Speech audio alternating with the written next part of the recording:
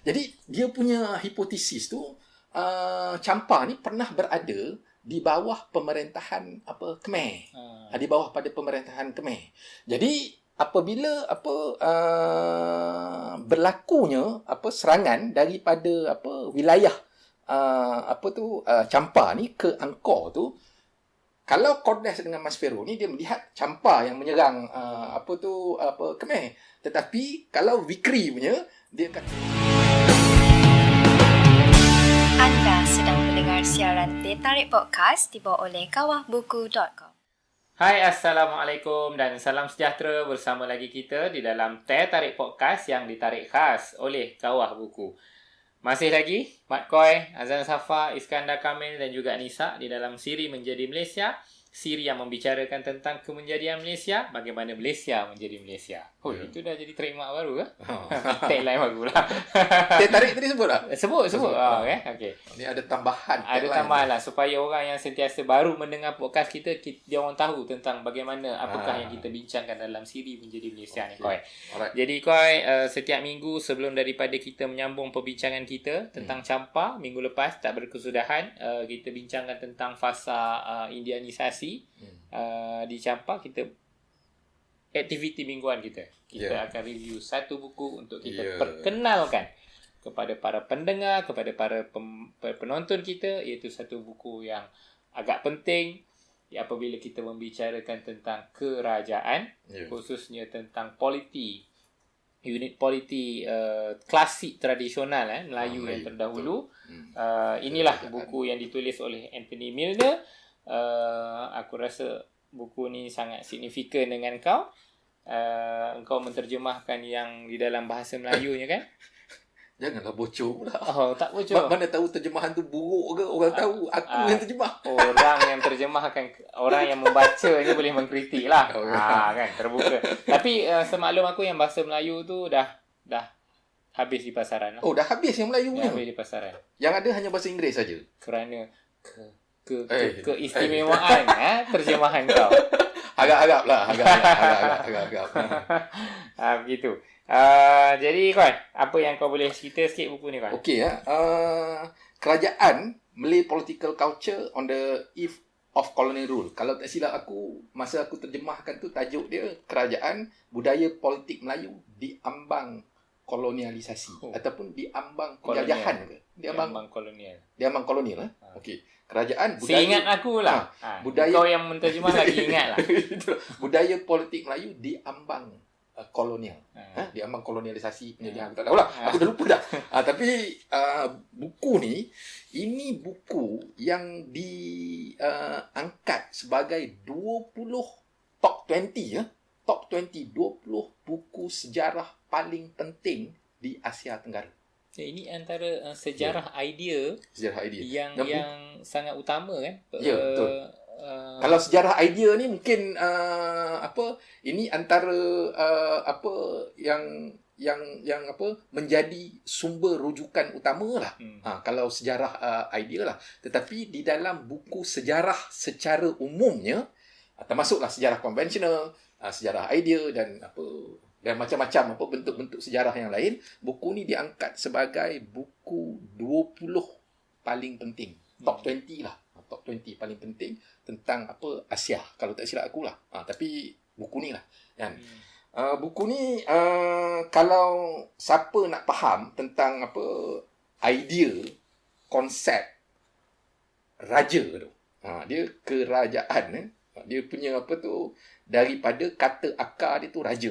Jadi buku ni membahaskan tentang konsep raja dan sangat kena dengan Malaysia lah, supaya kita dapat faham kenapa di kebanyakan negara-negara lain Burma contohnya, raja dia habis, hilang, dah tak ada dah. Sama juga di Indonesia, raja-raja dia pun habis. Okey, Thailand ada konstitusi raja berperlembagaan, begitu juga di Cambodia.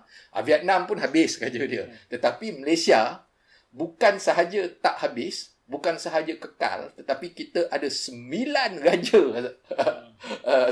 Jadi untuk memahami bagaimana berbisanya konsep raja ni, ini kena baca buku ni. Ya. Aku nak petik satu blurb satu daripada Tony Day ni, tapi aku membahasa Melayu kan ni Okay. Dia kata Milner telah menunjukkan bahawa adalah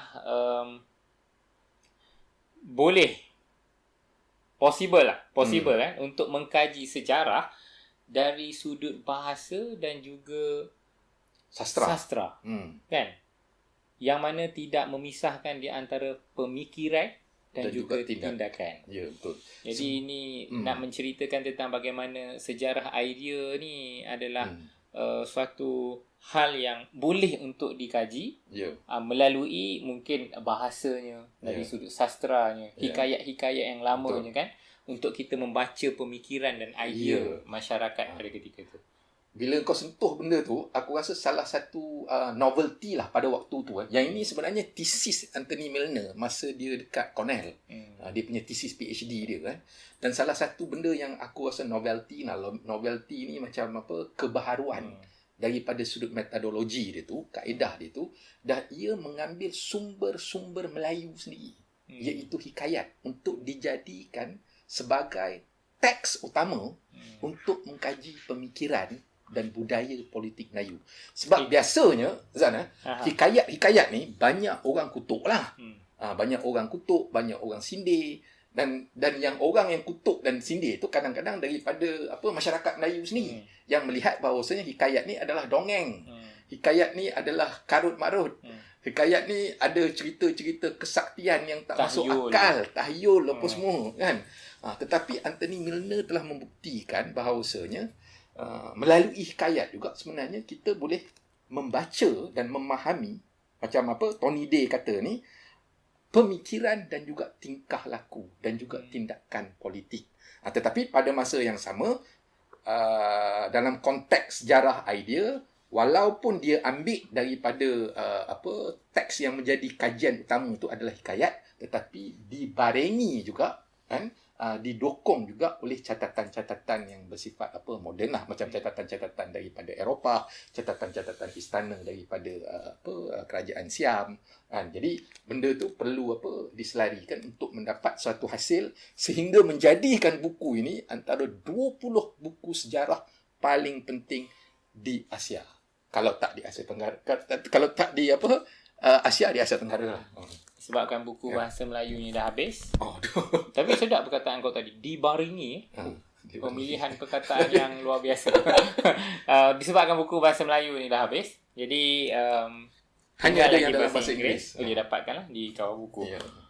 Mentang-mentang buku kau terjemah, lama sikit review kita minggu ni. Jadi kita balik semula kepada perbincangan Champa. Minggu yang lalu kita membicarakan tentang, kau ada sebut tentang 3 fasa dalam membicarakan sejarah bangun dan jatuhnya Champa ni. Kita mulakan dengan fasa sebelum inisiasi yang kita dah bincangkan minggu lepas. Kemudian perbincangan kita terhenti suatu fasa semasa indianisasi. Kita dah membincangkan tentang pertembungan-pertembungan, perlawanan-perlawanan di antara inter dan intra tu. Dan kita ingin menyambung tentang peristiwa-peristiwa yang tak bersampaian minggu lalu. Silakan Pak. Seperti mana yang aku bagi tahu dalam episod yang lepas, kita menyaring jugalah. Sebab kita tak dapat nak bentangkan semua. Ini sejarah beribu tahun. Kita hanya ada 20 minit. Jadi kita akan memilih beberapa peristiwa yang aku sendiri rasa penting lah. Dan aku bukan pengkaji Champa, tetapi aku orang yang membaca tentang kajian-kajian orang lain tentang Champa. Jadi mesti ada kekurangan ataupun kesilapan. Kalau siapa-siapa yang lebih tahu tu boleh betulkan lah kan. Jadi ada beberapa sumber Satu daripada Lafon Kingdom of Champa daripada Lafon. Pierre Bernard Lafon. Pierre Bernard Lafon. Kingdom of Champa tu satu buku. Kemudian Vickery Champa Revise. Yang ni untuk aku antara bahan paling penting lah, sebab dia revise balik tulisan-tulisan daripada Maspero dan juga Kodes kan, dan memberi penemuan-penemuan yang terkini lah. Vickery Champa Revise, dan kemudian Prof Danny aku dah lupa dah Azan, yang minggu lepas aku dah episod yang lepas. Minggu yang lepas aku dah sebut dah ni. Dia profesor daripada Universiti Malaya, Jabatan Sejarah. Jabatan Sejarah Universiti Malaya. Nama dia kena bagi supaya orang boleh cari. Kalau kita tak lengkap, dia boleh baca. Prof. Danny Wong Zikan. Prof. Danny Wong Zikan ni, dia punya tulisan dia dekat Kyoto Review. Tajuk dia Vietnam Champa Relation and the Malay Islam Regional Network in the 7th Century. Itu satu daripada sumber dia. Kemudian satu lagi sumber adalah The Uprising of Khatib Sumat and Jatakwa. Yang ini ditulis oleh Po Dharma. Kalau siapa nak tahu tentang Po Dharma, dia kena tengok episod yang sebelum ni lah. Kita terangkan siapa itu Po Dharma. Jadi Azan, ini adalah sumber-sumber yang menjadi rujukan aku lah. Jadi kepada siapa-siapa yang nak mendalami lagi tentang sejarah Champa ni, aku cadangkan mereka mencarilah sumber-sumber ni supaya mereka boleh menampung kekurangan daripada penjelasan aku lah. Okey ya. Kita mulakan dengan macam mana kita bentangkan cerita dia adalah cerita raja-raja, dan kebanyakan yang tercatat di dalam sumber-sumber maklumat yang diperolehi daripada sejarah adalah tentang perang yang dialami oleh biasanya antara Champa dan juga Viet dan juga Khmer. Ni tiga kalau kita ambil pen dekat sini ni, kita tunjukkan kawasan dia. Ini kawasan kawasan Viet. Yang ini ni sebelah utara sebelah kawasan Viet. Selatan kawasan Khmer, tengah ni kawasan yang dulunya adalah kawasan Champa lah. Jadi permulaan daripada pergeseran khususnya antara kerajaan Champa dengan kerajaan Viet ni berlaku apabila kerajaan Viet ni berjaya membebaskan diri dia daripada China. Dinasti di China lah. Aku tak dapat nak pastikan dinasti apa pada waktu tu, tetapi apabila sebab Viet dengan China ni, dinasti di China ni, dia juga sering berperang juga. Jadi ada beberapa masa dia di bawah takluk China, dan ada beberapa masa dia dapat membebaskan diri dia daripada penjajahan daripada China. Jadi kawasan Ori Viet ni adalah dekat sebelah utara, khususnya dekat delta Sungai Merah ataupun dekat kawasan yang sekarang ni Hanoi lah. Kalau tak silap aku, dia punya kurun dia tu, yang ni kena check lah dalam sumber-sumber tu. Kalau tak silap aku, dia penghujung kurun ke-10. 9798 something lah kan. So berlaku tindakan pencerobohan, tapi pencerobohan ni kalau dalam Lafon ni adalah bermula daripada daripada Champa.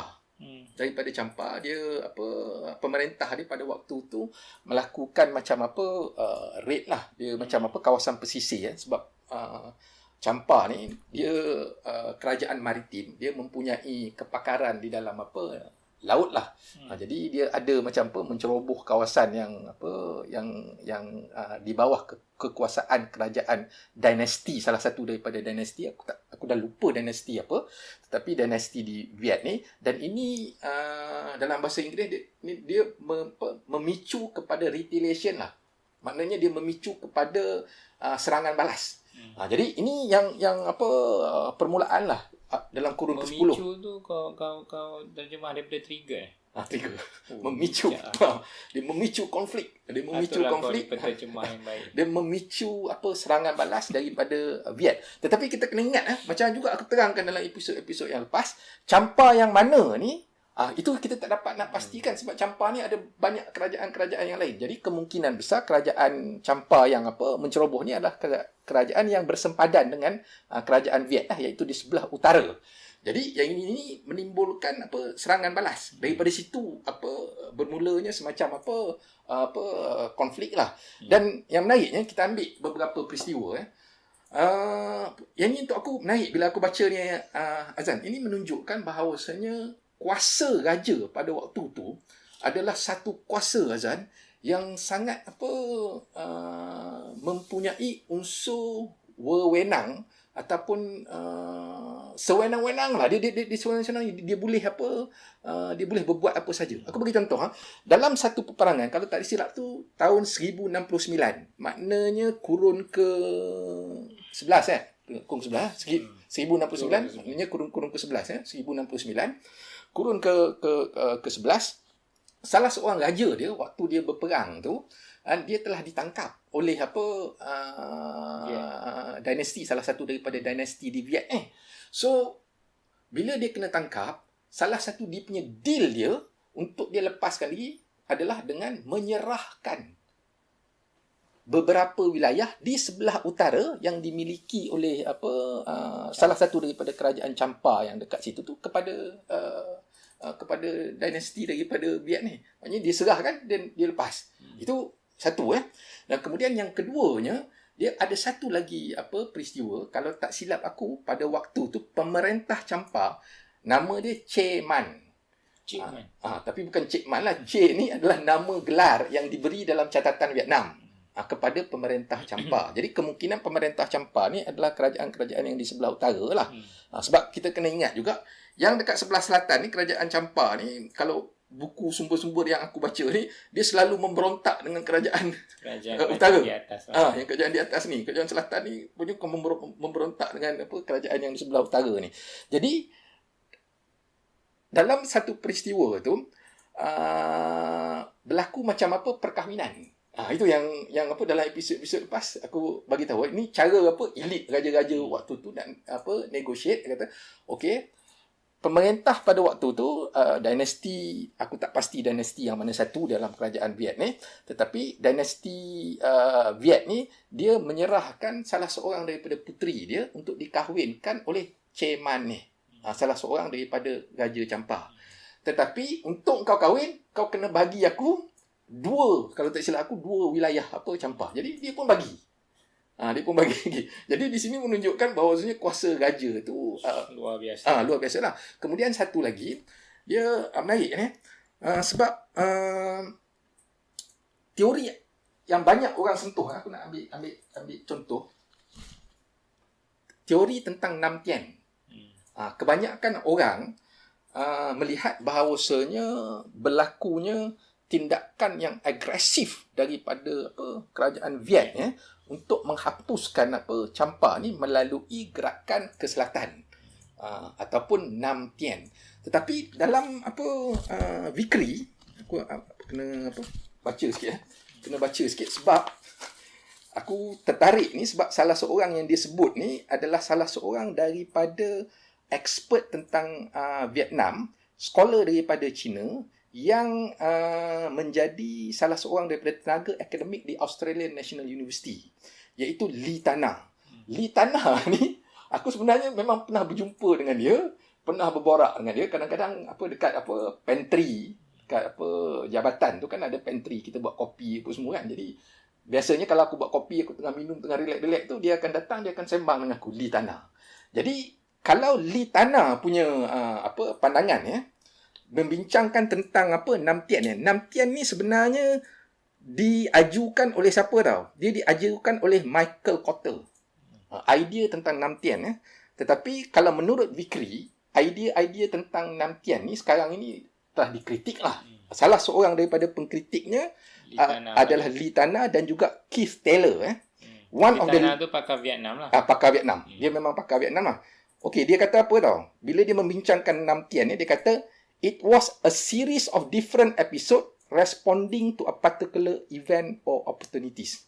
Maknanya, serangan dan keagresifan, agresif Vietnam ni, untuk dia bukan ada semacam perancangan yang tersusun seperti mana yang diajukan oleh Cotter tadi, Cotter tentang Nam Tien, tetapi adalah suatu tindak balas kerana berlakunya episod-episod yang pada akhirnya memberi manfaat kepada kuasa, khususnya kuasa yang dipegang oleh kerajaan dinasti Viet lah pada waktu tu.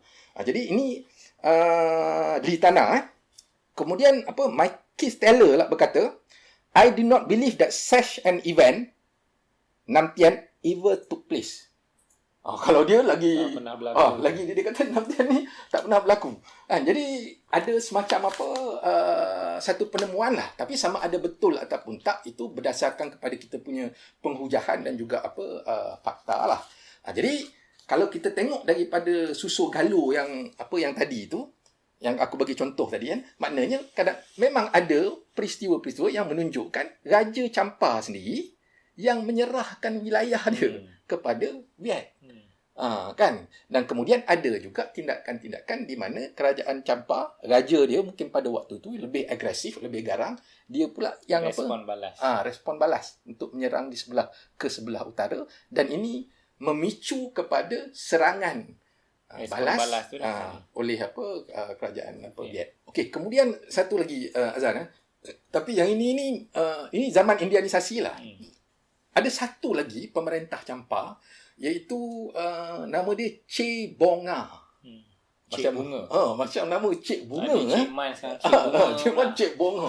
Okey, ini menarik ni sebab bila aku baca dia CHEBONG, Che Bonga, NGA. Che Bonga kan. So Che Bonga ni dia antara pemerintah Raja Champa yang berjaya mengalahkan Viet, dan kemudian bila dia melakukan serangan tu, dia punya serangan tu sampai ke Hanoi. Dia hampir-hampir, kalau dalam sumber yang aku baca ni, Che Bonga ni hampir menakluk kerajaan Viet. Dia conqueror ni.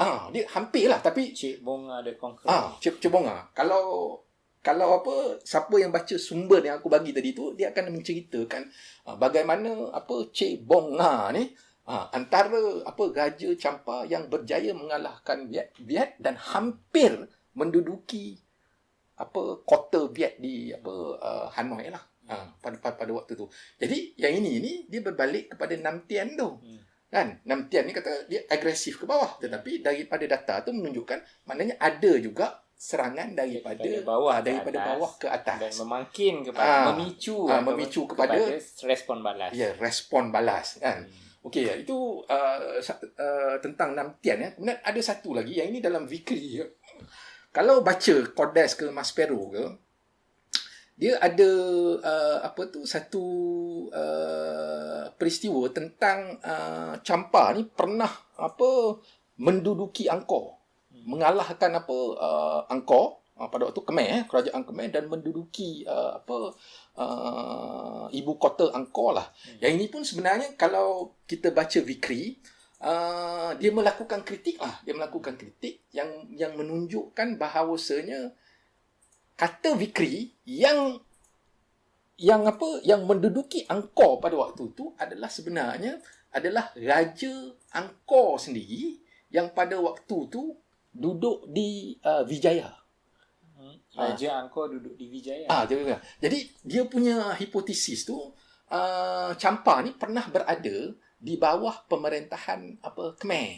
Di bawah pada pemerintahan Khmer. Jadi apabila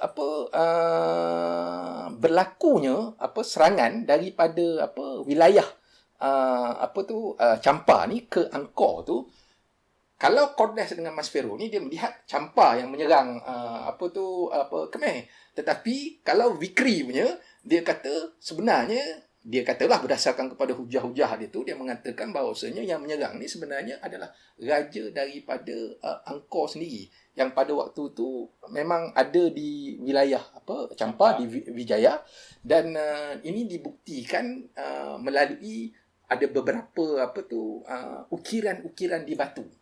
Jadi siapa-siapa yang nak tahu dengan lebih lanjut, itulah yang aku kata tu, kena baca Champa Revise. Champa Revise. Sebab dia merasionalkan lah kenapa dia kata bukan Champa, tetapi adalah raja daripada Khmer sendiri yang menawan kembali Angkor. Right. Kita masa kita tak berapa panjang. Okey. Kan? Tadi engkau dah mengisahkan tentang beberapa peristiwa penting. Aku nak tanya supaya aku nak menyusun episod sepada ni. Adakah sesuai untuk ada lagi beberapa peristiwa yang kau rasa agak signifikan untuk kau kongsikan dalam peristiwa Indianisasi, ataupun kita akan bawa juga peristiwa tu ke episod yang akan datang. Aku rasa biar aku habiskan Indianisasi ini, sebab dia ada satu tarikh itu yang penting ya. Salah satu dari tarikh itu adalah tahun 1471. Okay. Kalau dalam Kodes ataupun Maspero memperlihatkan bahawasanya tahun 1471 tu apabila semua kawasan di sebelah utara ni kecuali di sebelah Panduranga. Ini masih lagi dalam Indianisasi. Ini masih lagi Indianisasi. Okey, masih lagi Indianisasi. Sebab kita nak habiskan habiskan Indianisasi ini, Indianisasi ini bila berlaku banyak perang tu dan salah satu kenapa Champa ni kalah perang ni, satu dia tak dapat nak menyatulah. Antara kerajaan tengah, utara dan selatan, utara, tengah dan selatan ni. Sebabnya macam kita bincangkan itu hari itu, dia punya kedudukan geografi dia tu kan gunung ganang. Dia menyebabkan satu kawasan tu terpisah daripada satu kawasan lain. Kemudian sistem dia tu ada sistem mandala. Sedangkan Viet pada waktu tu dia punya sistem dia lebih tunggal centralized. Walaupun dia pun berperang juga, tetapi dia lebih centralized lah, sebab dia dipengaruhi oleh daripada China lah. Dan kemudian dia juga ada perang, Champa ni ada perang di sebelah selatan ni dengan Khmer. Jadi dia diapit oleh dua kuasa yang juga besar. Satu Viet, satu lagi Khmer. Jadi peperangan yang berlaku berpuluh-puluh tahun ni, pada akhirnya pada tahun 1471 ni, khususnya masa tu dengan kurun ke-15 tu, masa dengan Viet ni, semua ni kecuali Panduranga ataupun yang sekarang ni Phan Rang yang survive. Yang lain ni semua sudah Viet dah ambil. Kan? Jadi yang tinggal tu selepas pada tu, itu yang kita bincangkan sebelum ni, yang dia punya sistem yang berasaskan kepada kosmologi India tu, sistem dan struktur politik India tu pada akhirnya terus hilang. Apabila tinggal Panduranga ataupun yang dalam wilayah sekarang ni Phan Rang, ini kemungkinan juga ada sikit lah macam Kautara ni, terang, tapi kebanyakannya di Panduranga lah. Jadi bila hilang sistem sosiopolitik dan juga kosmologi India tu, dia diganti dengan sistem yang bersifat indigenous lah, iaitu pribumi. Jadi next episode tu mungkin kita bincangkan pula kan, selepas Champa ni hanya tinggal Panduranga sahaja kan. Tapi mungkin boleh dijelaskan juga kenapa itu kan dalam episod yang lepas aku ingat lagi kau ada tanya Azan tentang macam mana boleh India tu pengaruh India, sistem politik dia tu hilang macam tu saja. Kan? Ini adalah kerana at least daripada sumber yang aku baca kan, sumber yang aku baca tu kosmologi India tu, struktur politik India tu, itu hanya diamalkan oleh elit dia saja. Dia bukannya agama yang mendasar dan mengakar sampai ke bawah. Kat bawah ni masih lagi ada kepercayaan nenek moyang lah. Kepercayaan nenek moyang. Bila dia punya raja-raja dia kalah, kan? Raja-raja di banyak kerajaan-kerajaan ni kalah, termasuklah dia punya sistem dan juga kepercayaan yang dipengaruhi oleh India tu hilang dan diganti dengan kepercayaan asal ataupun kepercayaan pribumi. So next episode ni kita bincangkan apa yang terjadi selepas 1471. Agaknya dekat situ nanti kita akan bincangkan fasa selepas Indianisasi tu.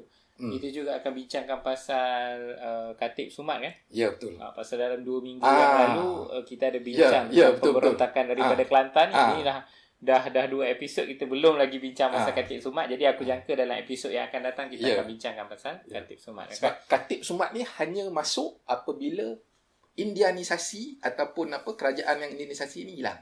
Okey. Terima kasih banyak kepada juga kepada penonton dan juga pendengar yang setia bersama dalam siri Menjadi Malaysia ini. Ini dah masuk episod ke-23 Tapi Melaka tak masuk-masuk lagi kan? Melaka aku rasa kita akan masuk dalam musim yang kedua lah. Untuk musim pertama ni kita akan habiskan Asia Tenggara. Asia Tenggara. Jadi layari www.kawahbuku.com untuk dapatkan buku-buku menarik dan terpilih khas yang terbaik untuk anda. Terima kasih, Pak. Terima kasih, Dan. Terima kasih semua. Jumpa di episod yang akan datang. Okay.